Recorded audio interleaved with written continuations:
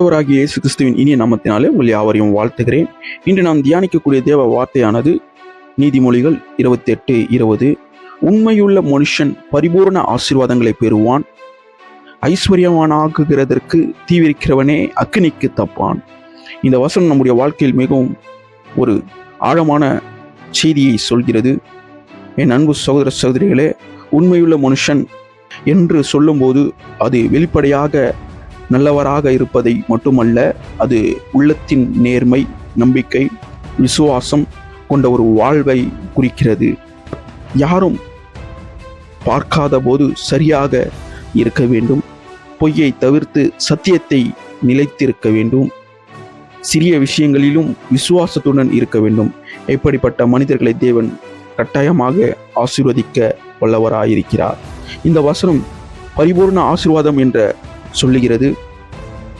அது பணம் மட்டுமல்ல, சமாதானம், ஆரோக்கியம், குடும்ப ஆசீர்வாதம், உள்ளத்தின் சந்தோஷம், தேவனுடைய சந்நிதியில் கிடைக்கும் மகிழ்ச்சி. உண்மையுள்ள வாழ்க்கை வாழ்பவர்களுக்கு தேவன் எல்லா பகுதிகளிலும் ஆசீர்வதிக்கிறார். சீக்கிரம் பணம் சேர்க்க வேண்டும் என்ற ஆசை, தீவிரமாய் ஐஸ்வர்யவானாக வேண்டும் என்ற எண்ணம் இருந்தால் அது அக்கினியை நமக்கு கொண்டு வரும்.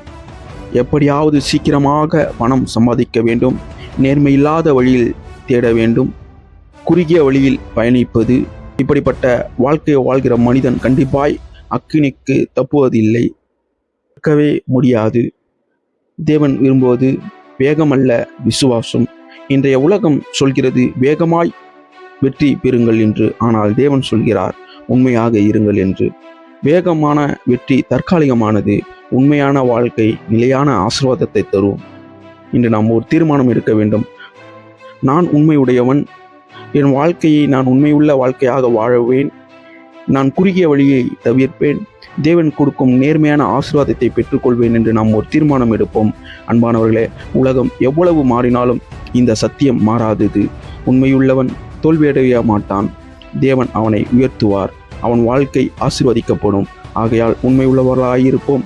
தேவன் உங்களை பரிபூர்ண ஆசீர்வாதங்களை தந்து உங்கள் வாழ்க்கையை உயர்த்த வல்லவராயிருக்கிறார். கர்த்தர் தாமே இந்த காலையில் உங்களுக்கு அவ்விதமான பரிபூர்ண ஆசீர்வாதங்களை தந்து உங்களை ஆசீர்வதிப்பாராக. God bless you.